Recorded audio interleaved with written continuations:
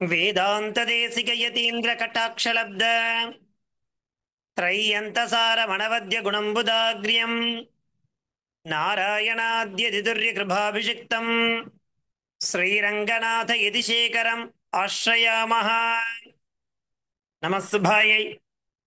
இன்றைய தினம் ஸ்ரத்தா உத்தரபாகத்தினுடைய class number 29 இருந்தது. இதற்கு முன்னாடி சென்ற வகுப்புல ஸ்லோகம் நம்பர் 55, 56 அண்டு 57 அப்படிங்கிற 3 ஸ்லோகங்களை கடைசியா நம்ம பார்த்து முடிச்சிருந்தோம். அந்த கடைசியா பார்த்த ஸ்லோகம் என்ன? தயோர் ஜக்ருஹது பாதான் ராஜா ராக்னீச்ச மாகதி தௌகுருர் குருபத்னீச்ச பிரீத்யா பிரதிநனந்ததுஹு அப்படிங்கிற ஸ்லோகத்தை நம்ம பார்த்து முடிச்சிருந்தோம். அதனுடைய தாத்பரியம் என்னவாக இருந்தது அப்படின்னாக்கா, அந்த ராஜ தம்பதிகள் இருக்கா இல்லையா, 2 பேர், சுதக்ஷிணா மற்றும் திலீபன், அவ 2 பேரும் குரு தம்பதிகளை வணங்கினார்கள். சரி, அப்படி வணங்கிய அந்த ராஜ தம்பதிகளை இந்த குருவும் குரு பத்னியும் என்ன பண்ணா, ஆசீர்வாதம் செய்து வரவேற்றனர் அப்படிங்கிற மாதிரி கடைசியா நாம அந்த ஸ்லோகத்தை 57வது ஸ்லோகத்தை பார்த்து முடிச்சிருந்தோம். அதை தொடர்ந்து இன்றைய தினம் 3 ஸ்லோகங்களை நாம பார்க்க இருக்கோம். ஸ்லோகம் நம்பர் 58, 59 மற்றும் 60 சொல்லக்கூடிய 3 ஸ்லோகங்களை நம்ம பார்க்க இருக்கோம் கிரமமா. ஸ்லோகம் என்ன, அந்த ஸ்லோகத்தினுடைய பதச்சேதம் என்ன, அன்வயம், பிரதிபதார்த்தம், பாவார்த்தம் அப்படிங்கிற ரீதியில நாம பார்க்க இருக்கோம். என்ன ஸ்லோகம் அது? ஒரு நிமிஷம். ஸ்லோகம் நம்பர் 58. சம்பிரதி வசிஷ்டः திலீபம் குஷலவார்த்தாம் பிரச்சதி. இப்போ திலீபனும் சுதக்ஷிணாவும் வசிஷ்டரை மற்றும் வசிஷ்டருடைய மனைவியும் என்ன பண்ணா, நமஸ்காரம் பண்ணா. அவளும் இவாள ஆசீர்வாதம் பண்ணி வரவேற்றனர் அப்படின்னு பார்த்தோம் இல்லையா? அப்படி தன்னை தேடி வந்திருக்கக்கூடிய அந்த திலீபனிடத்துல குஷலவார்த்தாம் பிரிச்சதி. யாரு? வசிஷ்டஹா. வசிஷ்டஹா திலீபனிடத்துல குஷலவார்த்தாம் பிரிச்சதி. க்ஷேம சௌக்கியங்கள்லாம் கேட்பா இல்லையா? யாராவது நம்ம ரொம்ப நாளைக்கு அப்புறம் சந்திக்கிறோம்னா முதல்ல என்ன கேட்போம்? சௌக்கியமா இருக்கேலா, நன்னா இருக்கேலா அப்படிங்கிற மாதிரி கேட்க மாட்டோமா? அந்த மாதிரி இங்க வசிஷ்டர் திலீபனிடத்துல கேட்கிற மாதிரி இருக்கு இந்த 58வது ஸ்லோகம். என்ன ஸ்லோகம் அது? தமாதித்ய கிரியாசாந்த ரதக்ஷோப பரிஸ்ரமம் பப்ரச்ச குஷலம் ராஜ்யே ராஜ்யாசிரம முனிம் முனிஹி. தமாதித்ய கிரியாசாந்த ரதக்ஷோப பரிஸ்ரமம் பப்ரச்ச குஷலம் ராஜ்யே ராஜ்யாசிரம முனிம் முனிஹி அப்படிங்கிறது 58வது ஸ்லோகம். வசிஷ்டர் அவர் யாரு? முனிவர். ராஜ்யசிரமத்தோட இருக்கக்கூடிய முனிவன் யாருனாக்கா திலீபனா. அவனும் ஒரு முனிவன் தான். அப்பேற்பட்ட அந்த ராஜா திலீபன் இடத்துல ராஜ்யத்தை பத்தி வசிஷ்டர் என்ன பண்றார்? முனிகி குஷலம் பப்ரச்ச, க்ஷேமலாபங்களை விசாரித்தார், விசேஷமாக கேட்டறிந்தார். தமாதித்ய கிரியாசாந்த ரதக்ஷோப பரிஸ்ரமம். இப்போ அந்த ராஜாவுக்கு ரதத்துல பிரயாணம் பண்ணி வந்திருக்கான். அதனால அவனுக்கு என்ன உண்டாயிருக்கும்? சிரமம் உண்டாயிருக்கும். இப்போ மகரிஷி இந்த மாதிரி வசிஷ்டர் ராஜாவை, அதாவது திலீபனிடத்துல இந்த மாதிரி பார்த்து கேட்ட பிறகு அவனுடைய அந்த சிரமம் அப்படிங்கிறது உபச்சாரத்தின் மூலமாக நீங்கியது. பெரிய கஷ்டத்தை தாங்கிட்டு போறோம் ஒரு இடத்துக்கு, திருப்பதிக்கே போறோம்னு வச்சுங்களேன், பெருமாளை சேவிக்கிற பர்யந்தம் நமக்கு பலவிதமான உபாதைகள் இருக்கும் இல்லையா? அவ்வளவு தூரம் போய் பிரயாணம் பண்ணி கியூல நின்று வெயிட் பண்ணி சேவிப்போம். சேவிச்சு முடிச்ச அடுத்த கணமே பார்த்தேன்னா நமக்கு ஏற்பட்டிருந்த அந்த சிரமங்கள், கஷ்டங்கள் எதுவுமே நமக்கு தெரியாது. அப்பாடா, சேவிச்சு முடிச்சுட்டோம்டா, தர்ஷனம் எடுத்து சொல்ல மாட்டோமா? அந்த மாதிரி இங்க திலீபன் மகரிஷியை பார்க்கறதுக்கு குதிரையில போனா, அதாவது இந்த ரதத்துல போயிருந்தான். அப்ப அவனுக்கு நிறைய சிரமங்கள், உபாதைகள் ஏற்பட்டிருக்கும். அது எல்லாமே மகரிஷியினுடைய அந்த உபச்சாரம் இருக்குல்ல, அந்த உபச்சாரத்தினாலேயே நீங்கியது அப்படிங்கிற மாதிரி இங்க கவி வர்ணிக்கிறான். அதே மாதிரி இந்த திலீபனும் ஒரு வகையில மகரிஷி தான். ஏன் அப்படின்னாக்கா, எப்படி மகரிஷிகள்லாம் மன அடக்கத்தோட இருந்துருப்பாளோ அந்த மாதிரி இந்த ராஜ்ய பரிபாலனம் பண்ணக்கூடிய விஷயத்திலையும் மன அடக்கத்தோட தான் திலீபன் இருந்துருக்கா. அதனால அப்பேற்பட்ட முனிம், ராஜ்ய பரிபாலனத்தை மன அடக்கத்துடன் செய்யக்கூடிய முனிம் திலீபனை இங்க இருக்கக்கூடிய வசிட்டர் அப்படின்னு சொல்லக்கூடிய முனிவர் குஷலம் பப்ரச்ச விசேஷமாக கேட்டறிந்தார். மேலும் அவன் கேட்டதன் மூலமா என்ன ஆச்சுனாக்கா, தமாதித்ய கிரியாசாந்த ரதக்ஷோப பரிசிரமம், எல்லா விதமான கவலையும் இவர் அந்த க்ஷேம லாபம் விசாரிச்சார் இல்லையா, அவனை உபச்சாரம் பண்ணார் இல்லையா, அதுலயே என்ன ஆயிடுத்து, அவனுடைய சிரமங்கள் நீங்கியது அப்படிங்கிற மாதிரி இங்க மகாகவி காளிதாசன் வர்ணிக்கிறான். சம்பிரதி வசிட்டா திலீபம் குஷலவார்த்தாம் பிருச்சதி தமாதித்ய கிரியாசாந்த ரதக்ஷோப பரிசிரமம் பப்ரச்ச குஷலம் ராஜ்யே ராஜ்யாசிரம முனிம் முனிஹி இது ஸ்லோகா. பதச்சேதः தம் ஆதித்ய கிரியாசாந்த ரதக்ஷோப பரிசிரமம், ஒரே பதம், ஆதித்ய கிரியாசாந்த ரதக்ஷோப பரிசிரமம் பப்ரச்ச குஷலம் ராஜ்யே ராஜ்யாசிரம முனிம் முனிஹி இது பதச்சேதः. அன்வயः முனிஹி ஆதித்யக்ராந்த ஆதித்ய கிரியாசாந்த ரதக்ஷோப பரிசிரமம் ராஜ்யாசிரம முனிம் தம் ராஜ்யே குஷலம் பப்ரச்ச. அதாவது முனிஹின முனிவர் இவ்வளவு தூரம் அதிதியாக வந்திருக்கக்கூடிய அந்த திலீபனுக்கு செய்ய வேண்டிய கிரமமான விஷயங்கள், உபச்சாரங்கள்லாம் பண்ணதுனால அந்த க்ஷோப பரிசிரமம், ரத்தத்தின் மூலமாக ஏற்பட்டதான அந்த சிரமங்கள் எல்லாமே எப்படி ஆச்சுனாக்கா, அவர் கேட்டார் இல்லையா, அதிலேயே சரியா போயிடுதான். ராஜ்யாசிரம முனிம், யார் இடத்துல ராஜ்யாசிரம முனினா திலீபன் இடத்துல, தம் ராஜ்யே அவனுடைய ராஜ்யத்தை பற்றி குஷலம் பப்ரச்ச விசாரித்தாராம், எப்படி இருக்கு அப்படின்னு கேட்டதுனாலேயே அவனுக்கு களைப்புகள், சிரமங்கள் எல்லாமே நீங்கியது அப்படிங்கிற மாதிரி அன்பயம் இருக்கு. அந்த ஸ்லோகத்தினுடைய பிரதிபதார்த்தம் என்ன அப்படிங்கிறத நம்ம பார்க்கலாம். பாருங்கோ,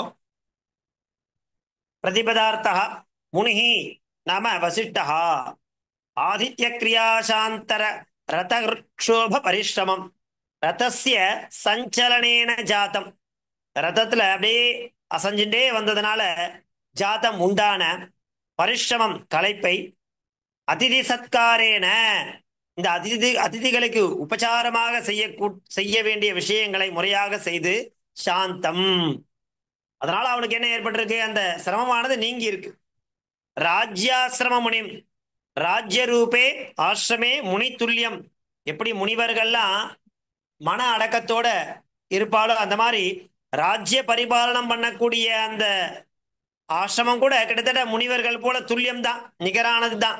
அதனால ராஜ்ய ரூபே ஆசிரமே முனி துல்லியம் தம், அந்த திலீபனை ராஜ்யே ஸ்வராஷ்டிரே அவனுடைய ராஜ்யத்தை பற்றி குஷலம் க்ஷேமம் பப்ரச்ச நாம பிருட்டவான் கேட்டார் என்று பிரதிபதார்த்தா. பாவார்த்தா குரு வசிஷ்டா திலீபஸ்ய ரதஸ்ய சஞ்சலனேன ஜாத்தம் கேதம் எதனா கஷ்டம், சிரமம். அதிதி சத்காரேன தூரீகிருத்திய, இந்த விருந்தினருக்கு செய்ய வேண்டிய உபச்சாரங்கள் மூலமாக தூரீகிருத்திய போக்கிவிட்டு, ராஜ்ய விஷயே, இந்த ராஜ்ய விஷயம் பற்றி குஷல வார்த்தாம் விட்டவான், இந்த க்ஷேம விஷயங்களை செய்திகளை கேட்டறிந்தார், கேட்டார். அப்படிங்கிற மாதிரி இந்த 58வது ஸ்லோகமானது அமைஞ்சிருக்கு. அதை தொடர்ந்து நாம் பார்க்க போறது ஸ்லோகம் நம்பர் 59. 59வது ஸ்லோகம் என்ன, அதனுடைய தாத்பரியம் என்னன்னு பார்க்கலாம். பாருங்க, ஸ்லோகம் என்ன, 59. சம்பிரதி திலீபகா வசிஷ்டஸ்ய பிரஷ்னம் உத்தரயதி. இப்போ வசிஷ்டர் கேட்டார் இல்லையா, அவர் கேட்ட அந்த கேள்விகளுக்கு பதில் சொல்ற மாதிரி இருக்கு. யாரு, திலீபன் பதில் சொல்ற மாதிரி அமைஞ்சிருக்கு இந்த 59வது ஸ்லோகம். என்ன, அதாதர்வ நிதேஸ்தஸ்ய விஜிதா ரிபுரः புரஹா அர்த்தியாமர்த்த பதிர்வாச்சம் ஆததே வததாம் வரஹா. அப்படிங்கிறது 59வது ஸ்லோகம். இந்த 59வது ஸ்லோகத்தினுடைய தாத்பரியம் என்னவாக இருந்துருக்கு அப்படின்னாக்கா, பாருங்க, திலீபன் எப்பேற்பட்டவன் தெரியுமா? சத்ருக்களினுடைய நரகங்களை, சத்ருக்களுடைய நகரங்களை என்ன பண்ணான் தெரியுமா? வென்றான். அப்பேற்பட்ட சூரன். சத்ருக்களுடைய நகரங்கள்லாம் இருக்கு இல்லையா, அவளுடைய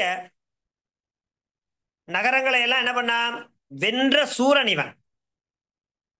யாரு, திலீபன். அது மட்டும் இல்ல, பேசுறதுல ரொம்ப வல்லவன். எப்படி பேசணுமோ அப்படி பேசுவான். அப்பேற்பட்ட திலீபன் யாரிடத்துல பேச போறான், பதில் சொல்ல போறான் தெரியுமா? அதர்வ வேதத்தையே நன்னா அப்படியே கரைச்சி குடிச்சிருக்கார். யாரு, வசிஷ்டர். அவர்கிட்ட பேசும்போது ரொம்ப ஜாக்கிரதையா பேசணும். பேசுறதுல வல்லவன் தான் திலீபன் இல்லையா, சூரன், கெட்டிக்கார. சத்ருக்களுடைய நகரங்கள் எல்லாம் வென்ற சூரன் தான், பேர்பட சாமர்த்தியசாலி, பேசுறதுலே வல்லவன். ஆனா இப்ப அவன் யார்கிட்ட பேச போறான், அதர்வ வேதத்தையே நன்னா கரைச்சி குடிச்சிருக்க வசிஷ்டர் இடத்துல பேச போறான். அப்ப எப்படி பேசணும், மிகைப்படுத்தாம பேசணும், அர்த்த புஷ்டியோட பேசணும். ரொம்ப முக்கியமானது, ரொம்ப கஷ்டம்.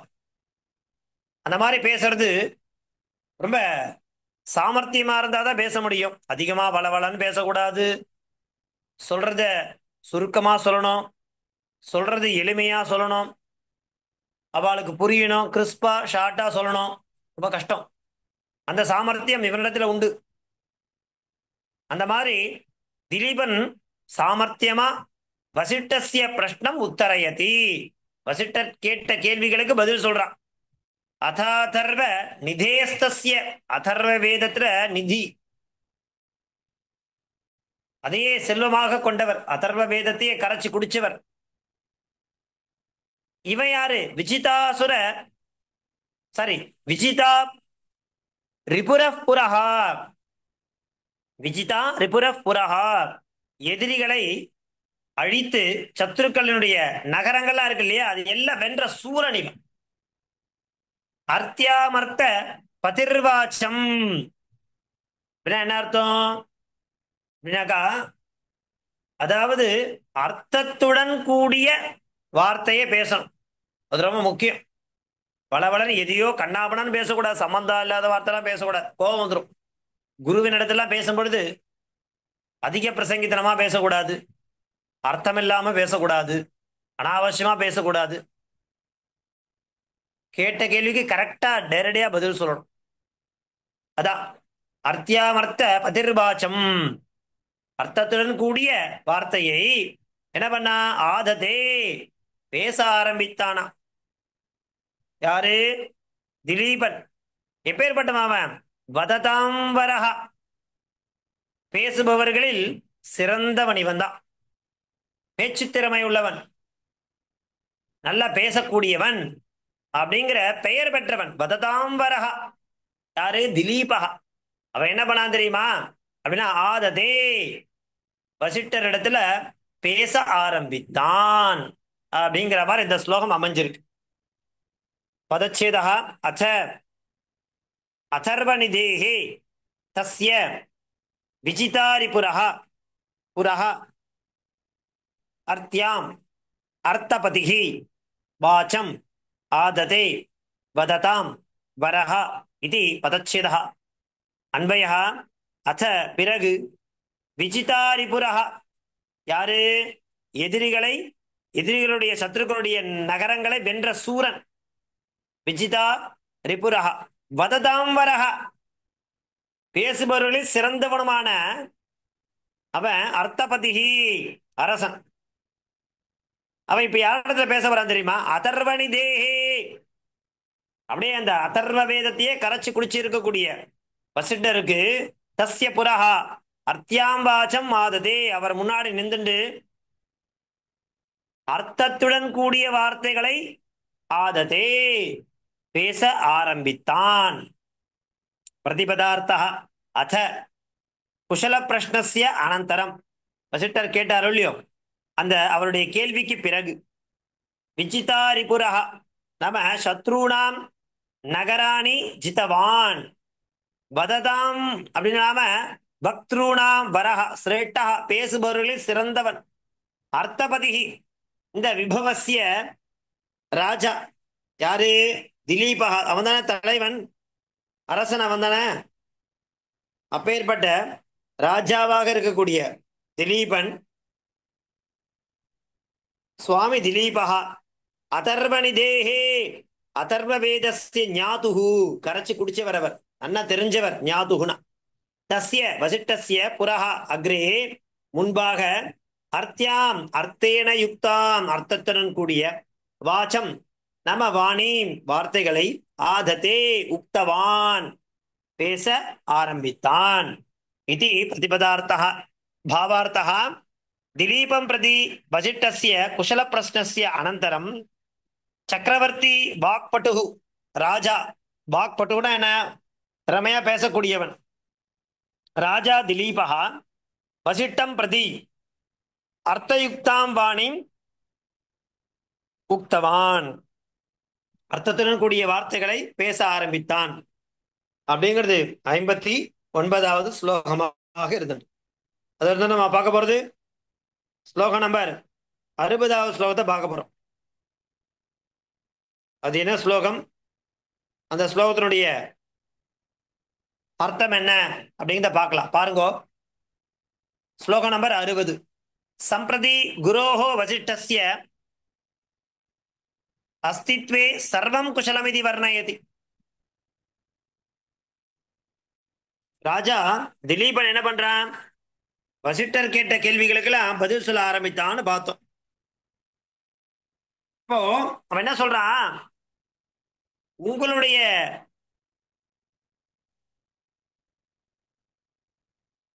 அனுகிரகம் எனக்கு இருக்கும் பொழுது எல்லா கஷ்டத்தையும் நீங்களே எனக்கு போக்கிடுறீங்க. அதனால எனக்கு மனிதர்களாலும் சரி தேவர்களாலும் சரி வரக்கூடிய கஷ்டம் எல்லாமே காணாம போயிடுறது. அதை எல்லாத்தையும் போக்கக்கூடியவர் யார் தெரியுமா? நீங்க தான், தாங்களே. அப்படி உங்களுடைய பாதுகாப்புல இருக்கக்கூடிய எனது ராஜ்யத்துக்கு எப்பவுமே க்ஷேமந்தான், எப்பவுமே க்ஷேமம்தான் இருக்கும்னு சொல்றதுதான் பொருத்தமானதா இருக்கும். சம்பிரதி குரோஹோ வசிட்டஸ்ய அஸ்தித்வே சர்வம் குஷலமிதி வர்ணயதி. நீங்கள் எனக்கு செய்ய வேண்டிய எல்லா விதமான நன்மைகளையும் யாக யஜ்ஞ ஜபங்கள் மூலமாக இங்கிருந்து செஞ்சுட்டு இருக்கும் பொழுது எனக்கு எந்தவித குறையும் கிடையாது. என்னுடைய ராஜ்யத்தை எப்பவுமே நிரந்தரமான க்ஷேமம் தான் இருக்கும் அப்படின்னு நான் சொல்றதுதான் பொருத்தமானது. அப்படிங்கிற மாதிரி ஒரு வார்த்தைய திலீபன் அந்த வசிட்டர் கேட்ட கேள்விக்கு பதில் அளித்தான். சம்பிரதி குரோஹோ வசிட்டஸ்ய அஸ்தித்வே, வசிட்டர் இருக்கும் பொழுது சர்வம் குஷலமிதி வர்ணயதி. ஸ்லோகம் என்ன? உபபன்னம் நனு சிவம் சப்தஸ்வங்கேஷு இஷ்யமே தெய்வீனாம் மானுஷீனாம் ச பிரதிஹர்த்தா ஸ்வமாபதாம். உபபன்னம் நனு சிவம் சப்தஸ்வங்கேஷு யஸ்யமே தெய்வீனாம் மானுஷீனாம் ச பிரதிஹர்த்தா ஸ்வமாபதாம். இது श्लोकः 60வது श्लोकम् पदच्छेदः उपपन्नं ननु शिवं सप्तसु अंगेषु यस्य मे दैवीनां मानुषीणां च प्रतिहर्ता त्वम् आपदाम् इति पदच्छेदः अन्वयः सप्तसु अंगेषु शिवम् उपपन्नं ननु यस्य मे दैवीनां च मानुषीणां ஆபதாம் பிரதிகர்த்தா துவம் அசி. அழகா சொல்லிட்டான் பாருங்க. என்ன சொல்லிட்டான்? அதாவது சப்தசு அங்கேஷு அப்படின்னா 7 ராஜ்யங்களிலும் சிவம் என்ன இருக்கு? க்ஷேமம் தான் இருக்கு இல்லையா? ஏன் அப்படி எனக்கு ஒரு நிலைப்பாடுனா, மே எனக்கு தெய்வீனாம் மானுஷீனாம் ச, அதாவது தேவர்களிடமிருந்தும் சில துன்பங்கள் நமக்கு வரும், மனிதர்களாலேயும் நமக்கு துன்பங்கள் வரும், ஆபத்துகள் ஆபதாம் வரும். அப்படி வரக்கூடிய ஆபத்துகளை துவம் தங்கள் பிரதிகர்த்தா, அதை நீக்கக்கூடிய இடத்தில் நீங்கள் இருக்கிறீர்கள் இல்லையா? தஸ்ய அப்படிப்பட்ட மே எனக்கு சப்தசு அங்கேஷு சிவம் உபபன்னம் நனு, 7 லோகங்கள்ல எனக்கு என்ன இருக்கும்? க்ஷேமம் தான் இருக்கும் அப்படின்னு சொல்றதுதான் தகுந்ததே அப்படிங்கிற வார்த்தைய தெரிவிச்சான். பிரதிபதார்த்தா சப்தசு சப்த சங்கேஷு அங்கேஷு ராஜ்யாங்கேஷு, 7 எண்ணிக்கை கொண்ட 7 லோகங்கள் என்ன இருக்கு? சிவம். மங்களம் உபபன்னம் நாம யுக்தம், மங்களம் சேர்ந்தே இருக்கு. நனு அல்லவா? நனுன ந கலு அல்லவான் அர்த்தம்.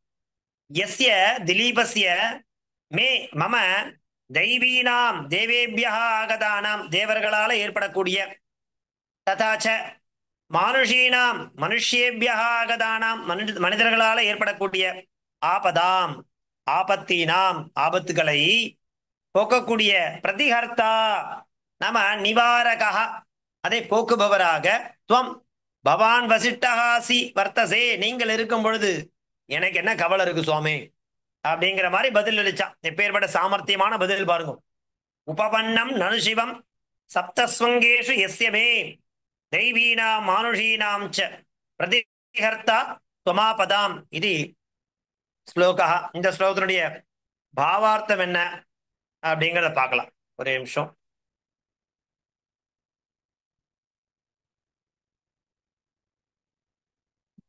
பாருங்க, 60வது ஸ்லோகத்திலே பாவார்த்தா தேவேபியா சமாகதானாம், தேவர்களால ஏற்படக்கூடிய உண்டாகக்கூடிய, மனுஷ்யேபியாச்ச மனிதர்களால உண்டாகக்கூடிய, சமாகதானாம் ஏற்படக்கூடிய, ஆபத்தீனாம் ஆபத்துகள் எல்லாமே, நிவாரகே பவதி அதை போக்கக்கூடியவராக இருப்பது யாரு? வசிட்டே வித்யமானே, வசிட்டரே இருக்கும் பொழுது, மம என்னுடைய, எனக்கு சப்தசு ராஜ்யாங்கேஷு 7 உலகங்களிலுமே, சர்வம் மங்களம் ஏவ எல்லாமே நன்மையை கொடுக்கக்கூடியதாக தான் இருக்கு. கலு சம்பத்தியதே அப்படின்னு சொல்றதுதான் உண்மையான விஷயம் அல்லவா அப்படிங்கிற மாதிரி இந்த 60வது ஸ்லோகத்தினுடைய பாவார்த்தமாக இருந்திருக்கு. அப்படியாக இன்றைய தினத்திற்கான 3 ஸ்லோகங்கள், ஸ்லோக நம்பர் 58, 59 மற்றும் 60வது ஸ்லோகங்களை நாம பார்த்து முடிச்சிருக்கோம். தொடர்ந்து சொல்ற விஷயம்தான்.